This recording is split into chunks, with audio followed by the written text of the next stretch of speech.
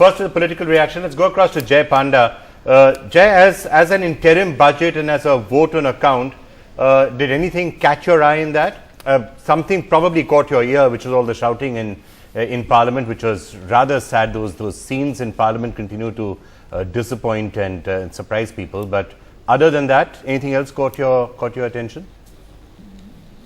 Well, of course, it was appalling to have even a temporary budget read out in the middle of all that din. I don't know if it came through your studio audiences or not, but the finance minister was actually not keen on continuing to read it. He said so, and I heard that on the headset, but then continued speaking. I couldn't hear all of the budget being inside because of all the noise, but I do welcome one thing, which is the one rank, one pay announcement for retired servicemen. But I want to make a point here. I think this demand has been there for 9 years.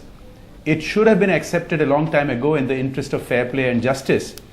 But the government waited all these years until the very end, until I think 2 or 3 days ago that Shri Rahul Gandhi mentioned it, and then it got done. The question then arises why this and many other measures could not have been taken if all it took was for the Congress Vice President to champion the cause. But Jay, that's not unusual. It is increasingly happening that they wait for Rahul Gandhi to say he wants to do something, and very soon after that the government actually does it. But you're right, it could have happened earlier. Just before we go to the budget, but your sense again of the din though, politically speaking and from the way of the perception of what people have of Parliament, do you think it would have almost have been better for the finance minister to have read out his speech on Lok Sabha TV as one of the thoughts was earlier in the day, or do you think at the end of the day this is the best that could have been done? I think it would have been better for the Honourable Speaker to exercise her powers and maintain order in the House and take disciplinary action so that the budget could have been properly heard. But then, the political parties themselves, irrespective of what they say, don't support this kind of discipline, and that needs to change. I do want to make one last comment. I think I heard one of your panelists mention some tokenism. And most of the announcements that came across did actually sound like tokenism. It sounds like too little, too late to try and give a boost to the economy just before the elections.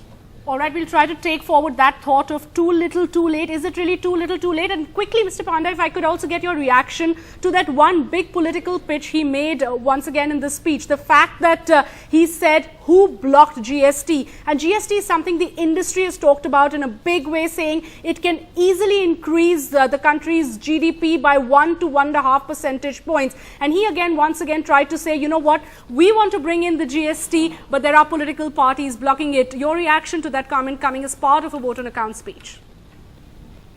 I don't agree at all. I think, let me give you an example. We used to have a similar situation 10 years ago with the VAT.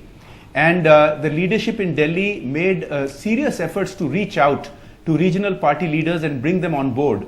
Whereas in this case, the government has just left it to a committee of finance ministers, and big decisions do not get taken by committee.